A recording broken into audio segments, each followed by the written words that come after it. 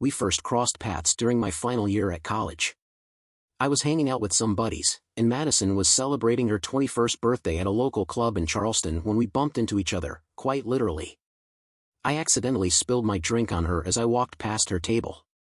After some initial awkwardness, I apologized, and we struck up a conversation as I helped her clean up the spill. Some might call it love at first sight, but I believe there was a unique chemistry between us that pulled us together like magnets. From that night onward, we were inseparable. A year later, we tied the knot and started our life journey together. My name is Benedict Foreman, but my friends call me Ben. I graduated with a degree in accounting and became a certified public accountant at a well-known firm in Denver, where Madison and I decided to settle close to our families. After gaining valuable experience at the firm, I eventually ventured out on my own and started my own practice. Madison, who had a degree in business administration, supported me during the initial 2 years until she became pregnant with our lovely daughter, Stella. Our relationship was remarkable. We were deeply in love and treasured every moment spent together. When Stella came into our lives, our love expanded to include our precious daughter. For the next decade, we lived the perfect family life. I worked hard to grow the business, while Madison took care of the household and looked after Stella. Our happiness was visible in everything we did, and our love life was just as vibrant, with us coming together at least 3 times a week. Our connection was rooted in genuine love, and our physical relationship was tender and respectful. We never felt the need to explore anything too wild. Madison enjoyed being pampered, and I loved spoiling her. She wasn't particularly into anything below the belt and only indulged on special occasions, maybe less than 10 times in our entire marriage. I never pressured her because I was happy with our life and valued our relationship. One of the things I adored about Madison was her constant affection. From the moment we got married, she was always by my side, holding hands, kissing, hugging, and never letting go when we were together. The bond we shared was exceptional, and every moment felt precious. Friends used to joke that our affection wouldn't last, but after a decade, they came to understand how unique our relationship truly was. When Stella turned 10, Madison decided she wanted to return to work now that Stella was settled into her school routine, coming home every day at 3:30 p.m. Madison explained that she didn't want to be stuck at home all the time and was eager to rejoin the workforce. After many discussions, we reached an agreement and made sure Stella would still get the care and attention she needed. Madison secured a job as a personal assistant to Robert Banks, a lawyer a decade her senior.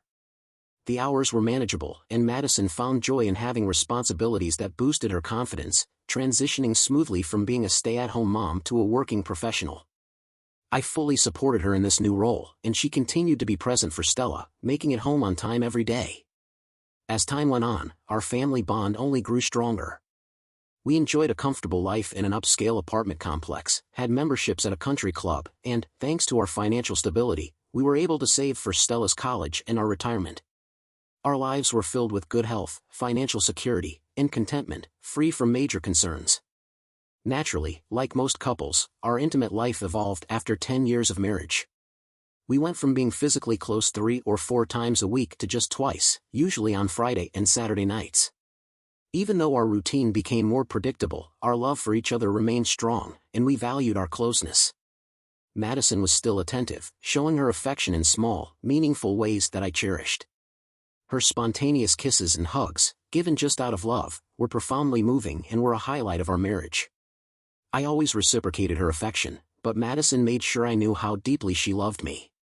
As Stella became more involved in her math club, she started staying late at school and would get home around 5 p.m. Madison also began working late 2 nights a week, which matched Stella's schedule perfectly. We were careful not to leave her home alone, so we adjusted our routines accordingly. Robert, Madison's boss, was recently promoted to senior partner at his father-in-law's firm, which required Madison to put in a few more hours at work on Tuesdays and Thursdays, usually getting home by 7 p.m. I always made sure dinner was ready when she walked in after a long day. Despite these adjustments, the core of our marriage remained the same, and our bond stayed as strong as ever. Meanwhile, my business continued to thrive, providing a stable and satisfying income. Our accounting firm had grown to 45 employees, and I was deeply involved in expanding our operations. We had built a strong reputation for excellence, attracting attention from larger firms in the region, some of which were considering mergers or acquisitions. As Stella turned 15, she began thinking about her college options and future plans. Madison remained employed under Robert and still looked as stunning as the day we met. The years had been kind to her. She maintained her slim figure, highlighted by her long, graceful legs and well-shaped figure. Although Madison had a lovely face, she always carried herself with a professional and conservative demeanor. Our lifestyle might have seemed dull to some. We mostly spent time at home, watching movies or attending family gatherings with Stella. As a family, we were inseparable, rarely going anywhere without each other. One day, Robert, Madison's boss, contacted me to let me know that Madison would be recognized at an upcoming banquet next month, and both Stella and I were invited. Excitedly, I told Stella that her mom would be receiving an award for her outstanding work. This award was unexpected, and our attendance was requested, even though such events were usually staff-only. We were asked to keep it a secret until the ceremony. Madison's hard work over the past 5 years under Robert's guidance had boosted her professional fulfillment and self-esteem, which was reflected in her more positive demeanor at home. Knowing how dedicated she was and the respect she commanded at work, Stella and I felt incredibly proud. Madison mentioned an upcoming business meeting at the downtown Ritz-Carlton, where she would be working late to prepare a presentation for the company. She was looking forward to the challenge and spent countless hours crafting her presentation in the weeks leading up to the event. Unaware of our invitation or her upcoming award, Madison remained in the dark as Stella and I kept the secret, eagerly anticipating the ceremony. As the day approached, Stella and I prepared for the event with growing excitement. I took Stella shopping for a new dress, and I bought a new suit to make sure we looked our best for Madison's big moment. On the night of the award ceremony, Madison wore a knee-length dress with an elegant cutout back that projected professionalism while highlighting her graceful curves. At 37, she still looked incredibly attractive. Before the limo arrived to pick her up, Stella and I hugged her, wishing her luck with her presentation. With 2 hours to prepare, we got dressed and arrived at the venue on time, about 30 minutes before Madison's presentation. A host greeted us and seated us at a table near the center of the stage, offering us a fantastic view of the podium. Stella and I were treated like honored guests, with everyone expressing their admiration for Madison and their delight in meeting us. We felt welcomed and were proud to be there for her. As the lights dimmed, signaling the start of the event, the stage spotlights illuminated the first speaker, who introduced the firm's founder, followed by the CEO, and then Robert, the senior partner.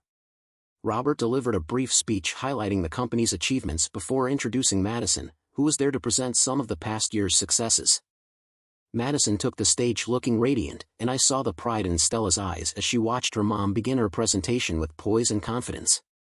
Madison detailed the firm's accomplishments over the past year, outlining major successes and ongoing projects. After about 10 minutes, she finished her speech and handed the stage back to Robert. But before she could leave, Robert took her hands and pulled her closer as he addressed the audience. "Ladies and gentlemen," he began, "before Madison steps down, I want to say a few words. Over the past 5 years, Madison has been an invaluable part of our team and my professional life. Without her, we wouldn't have achieved the successes you've heard about tonight. It is my great honor to present Madison with our highest accolade, the Chairman's Club Award. This award is given to employees who exceed expectations and demonstrate unwavering dedication to our company." Madison was presented with a large plaque and an envelope containing a $10,000 bonus. Tears welled in her eyes as she accepted the award, hugged Robert, turned to the audience, and thanked everyone. Stella and I were both moved to tears, bursting with pride for Madison. Those at our table embraced me in hugs, making it one of our most joyful evenings. We were beaming, our faces glowing with pride as the lights came up, signaling the start of the refreshments. I grabbed a glass, assured Stella I'd be back shortly, and made my way toward one of the bars at the far end of the room, noticing the long lines. I noticed an empty bar near the stage and decided to grab a double whiskey for myself and a soda for Stella. Feeling jubilant and generous, I tossed a $5 bill into the tip jar, picked up my drinks, and turned to head back to our table. But then, my world came crashing down. Something caught my eye as I walked back, prompting me to pause and take a closer look. Behind the curtains, shielded from view, I spotted a couple locked in a passionate embrace. It seemed completely out of place for the occasion, but what really caught my attention was the woman's dress. It was identical to the one Madison was wearing. Turning away briefly, I froze as I looked again. The couple was engaged in a deep, sensual kiss, completely uninhibited. The woman had her arms wrapped around the man's neck, and his hands were freely exploring her body. Their intimacy suggested this wasn't their first encounter of this nature. Clearly feeling hidden behind the curtain, they indulged themselves without restraint. As I watched the scene unfold, I felt like I was experiencing an out-of-body moment, standing motionless with both drinks in my hands, my mouth agape. I stared until they finally pulled apart, confirming my worst fear. The woman passionately kissing her boss, Robert, was indeed the love of my life, Madison. One of the drinks slipped from my grasp, drawing the attention of the couple. Seeing the shocked stares directed their way, Madison's face turned pale. That jolt snapped me back to reality, and emotions flooded in, my stomach sank, and a sharp pain pierced my heart. Unsure of how to react, I turned and headed back to our table, clutching the remaining drink, while Madison hurried after me, catching up before I reached my seat. "Sweetheart, I just realized you and Stella were here for the awards ceremony. Thank you for coming. What you saw, it wasn't what it seemed. Let's talk later, okay?" she pleaded, her voice shaking. I nodded silently, continuing to our table, where Madison was met with congratulations from everyone. Stella hugged her mom warmly, expressing pride, while I sat in stunned silence, unable to find any words. Madison mentioned she had a few more tasks to complete before joining us again. Observing my changed demeanor, Stella tried to ask if I was all right, but I just shook my head, staying quiet for the rest of the evening. It was clear I wasn't myself, and I felt completely out of place among the crowd. I couldn't stop replaying what I had seen. It was more than just a friendly gesture. In fact, Madison and I hadn't shared such a passionate kiss in years. It had been over 5 years since we'd been that intimate. Reflecting on those years, I couldn't ignore the subtle changes that had taken place between us.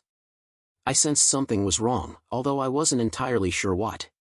As we drove home, Stella and Madison chatted about the celebration, with Stella expressing how proud she was of her mom.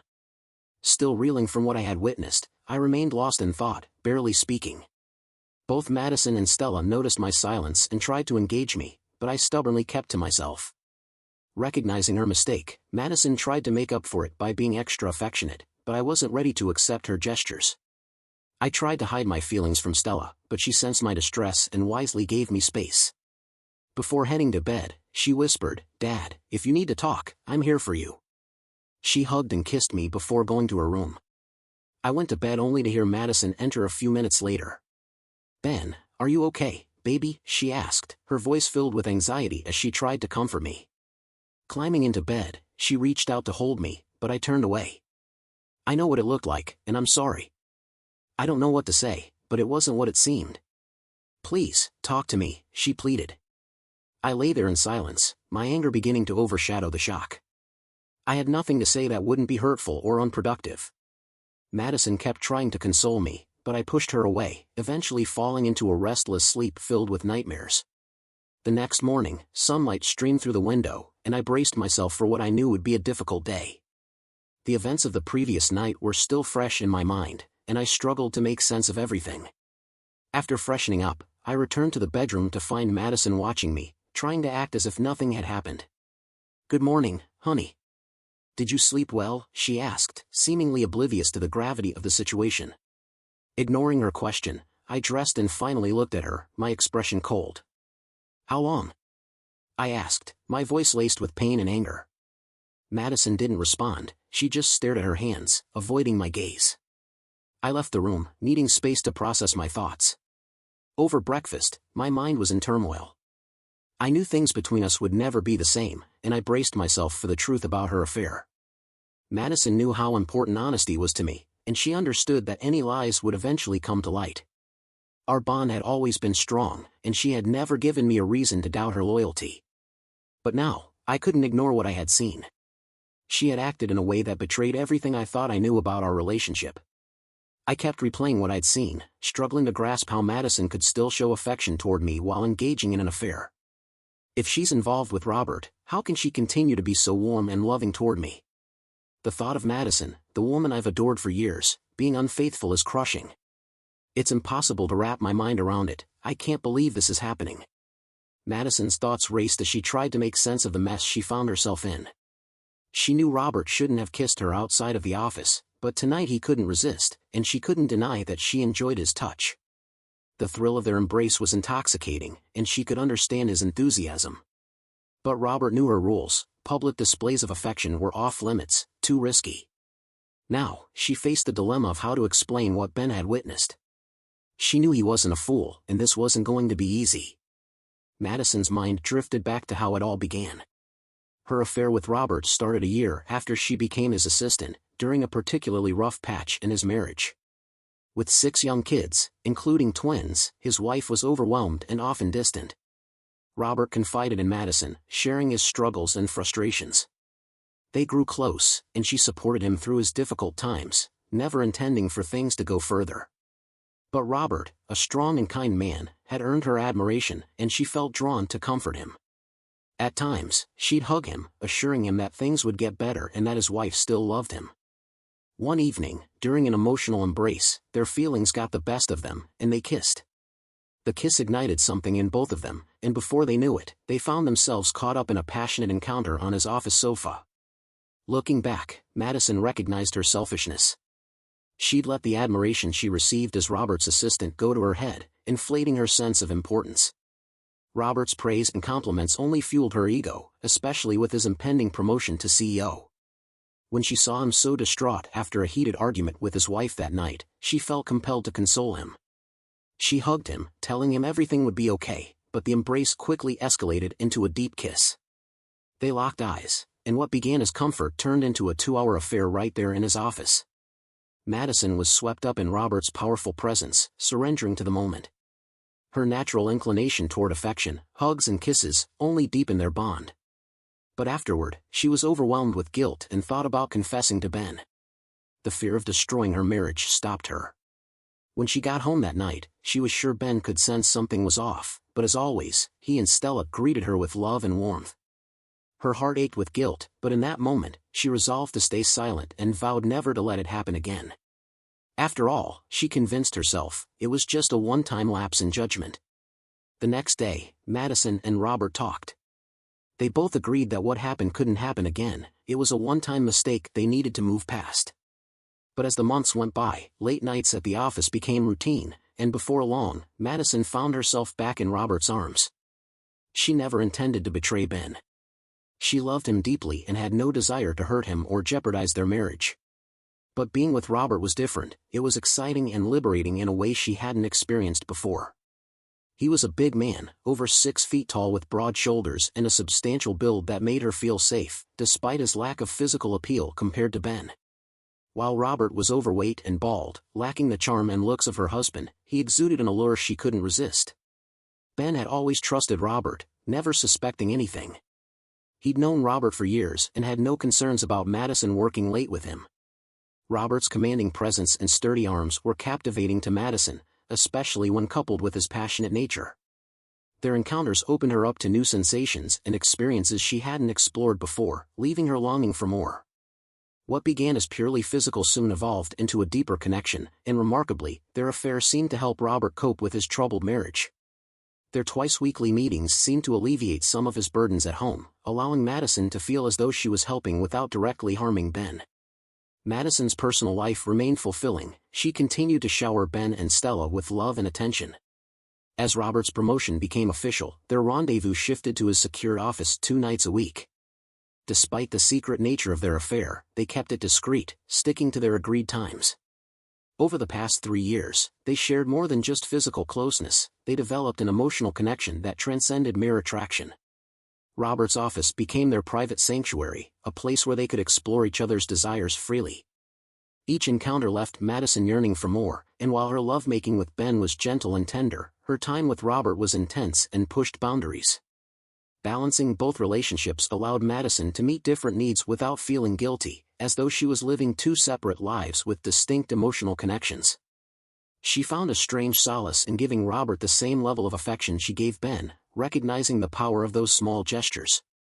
Their private moments became a way for her to fulfill her own desires while still maintaining the outward appearance of the devoted wife and mother she had always been.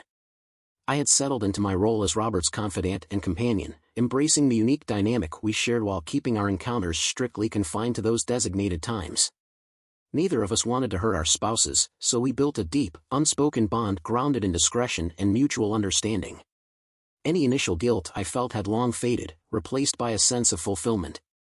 I felt justified in my actions, maintaining a professional demeanor at work and hiding our affair from everyone.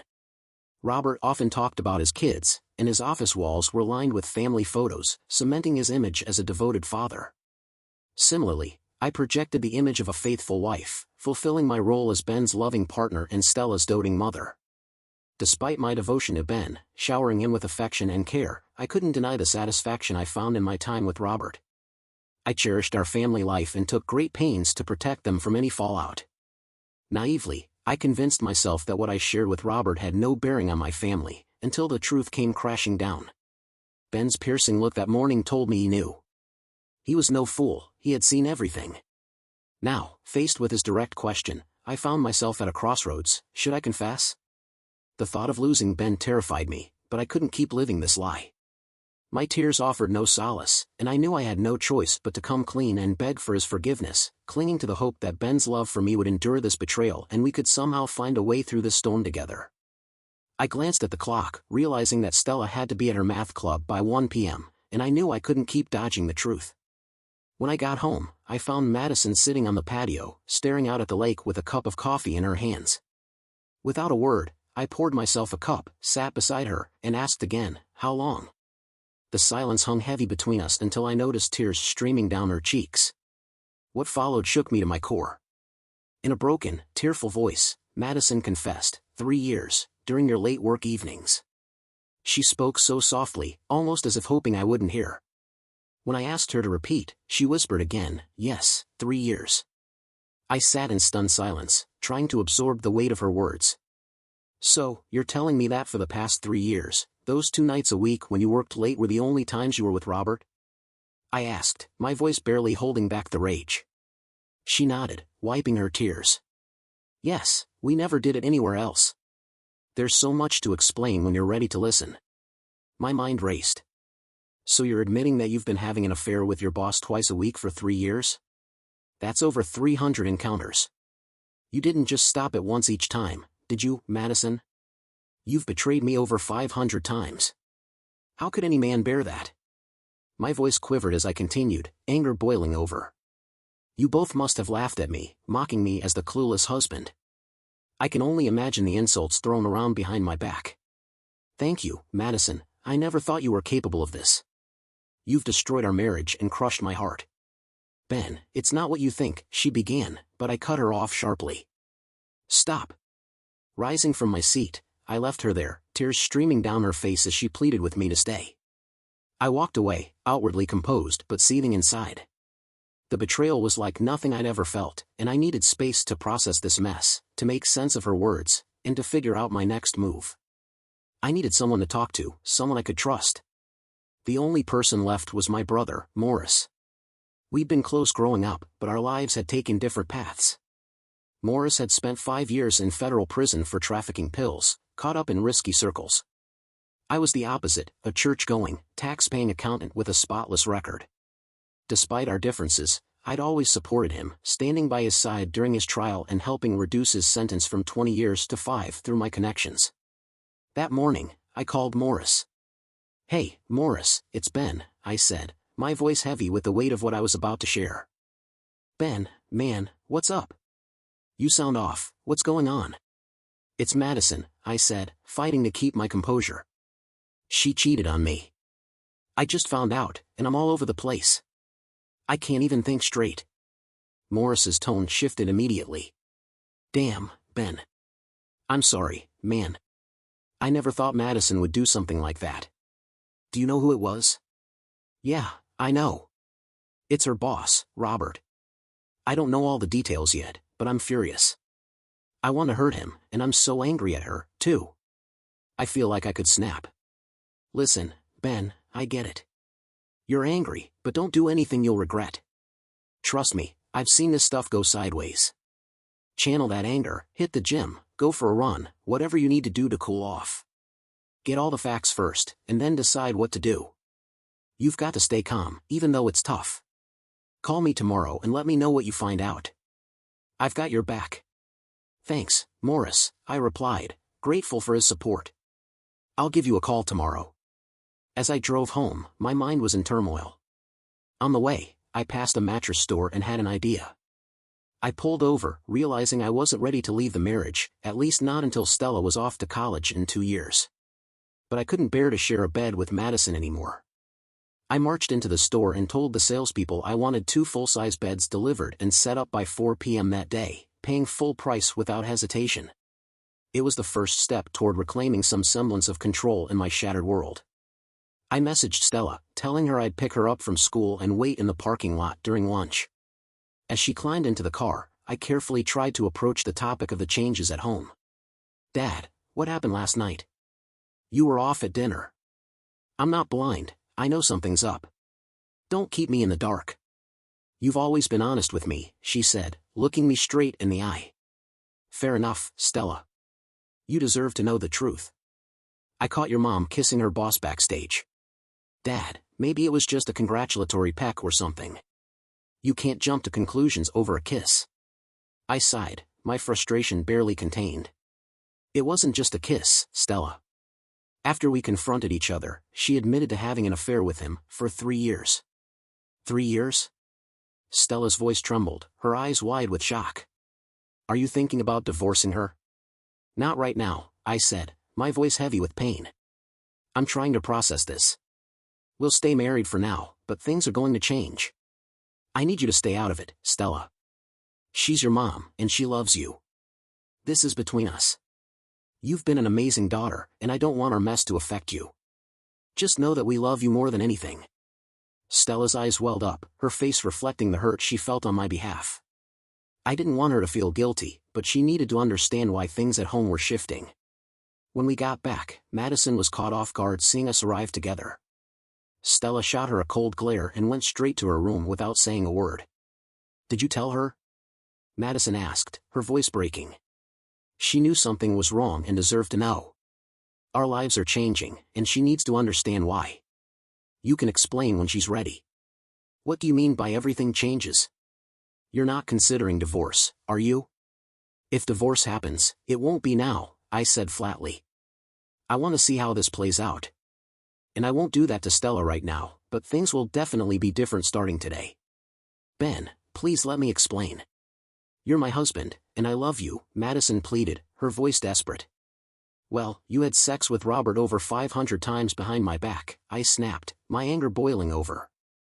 "I don't think there's anything you could possibly say that any man with self-respect would accept. Do you think I'm that weak? Do you think I'd just roll over and take this?" Madison's face paled, her body visibly trembling. "Ben, I made a mistake, but I still love you." "Love? You don't know the meaning of the word. What hurts the most is losing the closeness I cherished with you. I'll never share a bed with you again, Madison. I'll miss making love, but what I'll miss more are your kisses and hugs. The way you used to make me feel like I was the only man in the world. But that's all over now." I paused, my voice colder than I'd ever heard it. "You broke our vows and our marriage. And like you, I won't be faithful anymore. I'll look for someone else. I've never thought about it before, but now I will. And it may take time, but when I find someone I like, I'm not holding back. And you can keep seeing Robert, because you won't be hearing from me." It was as if I'd struck her across the face. Madison staggered backward, her eyes filled with disbelief. "Ben, please, you can't see other women. I can't bear it. I won't survive it. I love you. It's not what it seems. 500 times behind my back, Madison. And now you're worried about the consequences? You shattered everything. This is on you. Don't you ever forget that." Just then, the doorbell rang, and I let in the delivery men who'd come to set up the new beds. "Who are these people? What's going on?" Madison asked, panic creeping into her voice. "Well, since I'm never sharing a bed with you again, I bought us each our own. They're setting them up now. If you don't like the mattress, you've got 3 months to swap it out." "Separate beds?" "Ben, you can't be serious," she pleaded, tears streaming down her face. "I'm dead serious. We're done sharing a bed, Madison. No more intimacy. I don't want you near me." I watched with a mix of sadness and bitterness as the men dismantled the bed we'd shared for so many years. I could feel the sting of betrayal deep inside me, but I held firm. Later, I called Morris, my voice hard with anger. "Morris, you won't believe this. Madison's been having an affair with her boss twice a week for 3 years. By my count, that's over 500 times. I must be the biggest fool alive. She's humiliated me in ways I never thought possible, and I don't know what to do. Who's the guy? Morris asked, his voice dripping with contempt. Her boss, Robert Banks. What do you want to do about it? Morris pressed. I want him to suffer. I want him to pay for every single betrayal. This guy has been sleeping with my wife and sending her home to me. I can't let this go. As for Madison, she's dead to me.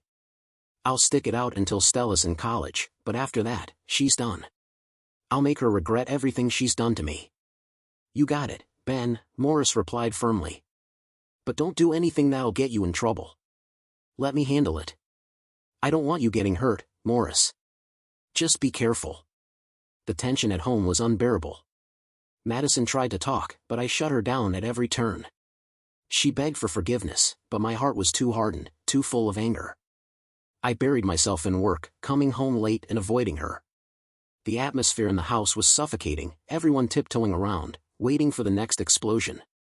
One night, after a long day, I found Madison waiting to talk, but I couldn't even look at her. The woman I once shared everything with was now just a stranger sleeping a few feet away from me. As I lay in my new bed, the weight of it all pressed down on me. 2 years of this, 2 years of living with someone I couldn't bear to look at, waiting for the day Stella left for college and I could finally put an end to this nightmare.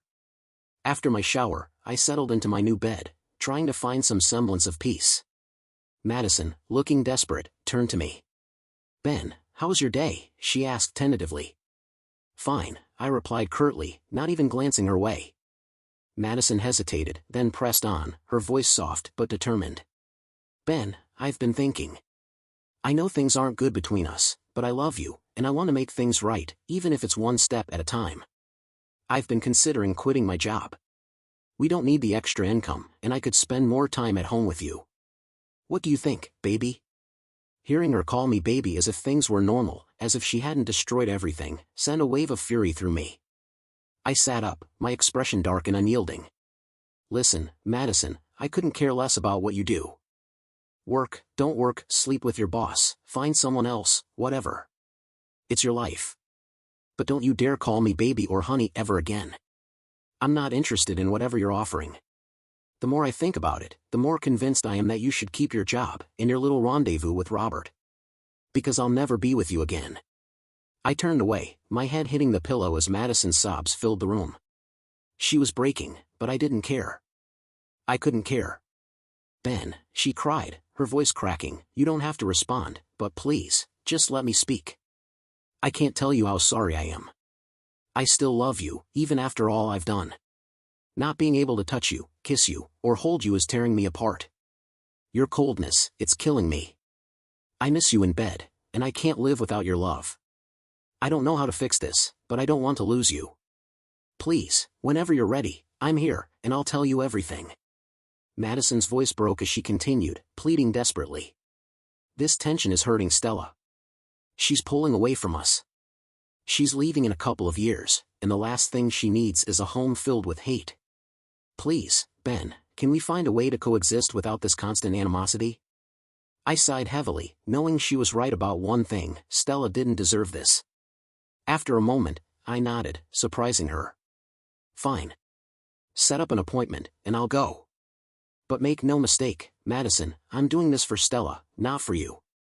Madison's eyes filled with tears of relief, and she nodded. Thank you, Ben. I'll take care of it. The next evening, she told me she'd found a therapist and booked our first session for Friday at 3 p.m. I knew she was right. If we were going to avoid a divorce before Stella went off to college, we'd need to find some way to make this bearable. Stella was hopeful when she heard about the counseling, her smile the first I'd seen in weeks. Dad, thank you. I've missed this, she said, her voice filled with longing. Madison mentioned the session again that night, but I had no interest in discussing it. I avoided being around her, spending my evenings out for dinner and staying away from the house as much as possible. I missed Stella's smile, her hugs, and the sound of her calling me daddy, but every moment in the same room with Madison was torture. When Madison returned from her individual session with the therapist, she was visibly drained, her eyes red from crying. I watched her, knowing how hard it must have been for her to confront the full extent of her betrayal. But any sympathy I might have felt was buried beneath layers of anger and resentment. Later that week, my brother Morris called, hinting that he'd reached out to some old contacts, guys who still owed him favors from his cartel days. "They're gonna take care of it, Ben," Morris assured me. "I've made sure they understand what needs to be done. It'll be a memorable lesson for Robert, I promise." I listened silently as Morris laid out the plan. He had briefed a trusted associate, ensuring he grasped the seriousness of the task. The target, Robert Banks. Morris provided his home address, workplace details, and contact information. He knew what was coming would be brutal, but he also knew it would send a message. That night, as Robert arrived home, a white van parked across the street. A young man approached his door just moments later. Robert survived the attack, but his life was forever altered. He lost the use of his fingers, leaving him to confront a new reality. The once confident, powerful man who had so carelessly played with my life now faced consequences he never saw coming. His affair with Madison had cost him everything: his job, his family, his health, and the future he had taken for granted. When Madison and I attended our first counseling session with Dr. Doris Stevens, things went just as I expected. Dr. Stevens began by thanking me for coming and reassured us that everything we shared would remain confidential. "Ben, Madison and I had a session this week, and she filled me in on everything. Let's start by being honest, and remember, nothing you say will shock me. This is a safe space." I nodded, but my heart was hardened. Madison turned to me, tears glistening in her eyes. "Ben, I need to say so much. I want us to rebuild, to reconnect emotionally and physically.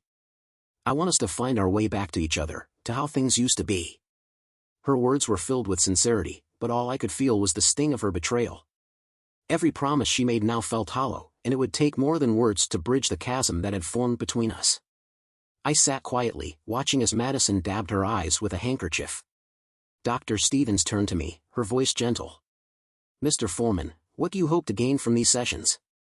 I took a deep breath, keeping my tone even. "Dr. Stevens, I want to rid myself of the fixation on the number 500. If I can get past that, maybe we can regain some sense of normalcy." Madison flinched at the mention of 500 and looked away. Dr. Stevens appeared puzzled. "Mr. Foreman, I'm not sure I understand. Why is this number so significant, and why do you feel it's crucial to move past it?" I looked over at Madison, my voice calm but firm. "Did you leave that detail out, Madison?" "Dr. Stevens, considering your recent session with her, I thought this would have come up." "Please, Mr. Foreman, let's stay focused," Dr. Stevens gently interrupted. "Can you explain the significance of 500? I nodded, choosing my words carefully. As an accountant, numbers matter to me. What my wife didn't fully disclose is that she was intimate with Robert over 500 times in the last 3 years. That number is stuck in my head, it's all I see when I look at her. She betrayed me, and 500 isn't just a number, it's a constant reminder." A heavy silence filled the room, tension palpable. Dr. Stevens finally spoke, her voice soft yet firm. "Mr. Foreman, I understand your pain, but please, let's keep our language respectful." I sighed, feeling the weight of my anger lift slightly. "You're right. I apologize. I just needed you to understand my perspective." Madison wept quietly, repeatedly whispering, "I'm sorry, Ben. I'm so sorry." As my anger settled, I felt a strange sense of relief. To answer your question, Dr. Stevens, I'm here because I want to find a way to forgive Madison enough to create a home free of hostility. Our daughter doesn't deserve to live in a house filled with resentment. I want to make our home as peaceful as it can be. "Thank you, Mr. Foreman," Dr. Stevens replied, acknowledging the complexity of my emotions. Over the following weeks, I made a conscious effort to be civil, even friendly. Home life improved slightly, not perfect, but better. Stella began spending more time at home, and Madison and I tried to do normal couple things like going out for dinner or watching a movie. But it was obvious to everyone that something fundamental was missing. I never held her hand, never kissed her, and never let her touch me, which led friends to notice the stark contrast from our earlier years of marriage. We continued to press on despite the challenges. When Madison heard about Robert's accident, she was visibly shaken. Although Robert never spoke of the attack, Madison suspected my involvement. That evening, she carefully observed me as she described the break-in at Robert's house. My response, a fleeting smile and a casual remark, caught her attention. "Is that all you have to say?" she asked, her voice tinged with disbelief. "Oh, forgive me, Madison. Should I be sending your lover flowers instead?" I replied coldly, my words cutting deeper than any physical blow. She quickly turned away, knowing full well what my reaction implied. She understood that any further probing could unravel what little progress we had made. Earlier that week, Morris had sent me a simple message, a thumbs-up emoji. It marked our last communication for months. I wondered if the police would eventually connect the dots between Robert's assault and his affair with Madison, but no such investigation ever unfolded. The case remained open, the attackers unknown, the motive unclear. As promised, I began dating, staying out late, and keeping my distance. When Madison tried to question me, she quickly realized she was in no position to demand answers. "We're only married in name," I told her flatly. "We're living together for Stella's sake, nothing more." Over time, we managed to maintain a polite facade, making life bearable. Madison finally grasped the full extent of her betrayal, how deeply it had cut. She felt married but utterly alone, deprived of the affection that once defined her life. As Stella's departure for college loomed closer, I prepared for the inevitable end. One evening, I returned home with divorce papers in hand. Initially tempted to seek retribution by ruining Madison financially, I opted for a fair split instead. Although I had forgiven her in my own way over the years, the love I once felt had been permanently eroded. Madison signed the papers without protest, understanding that this was the price of her actions. Despite everything, she looked toward the future with quiet resolve, vowing never to repeat her mistakes.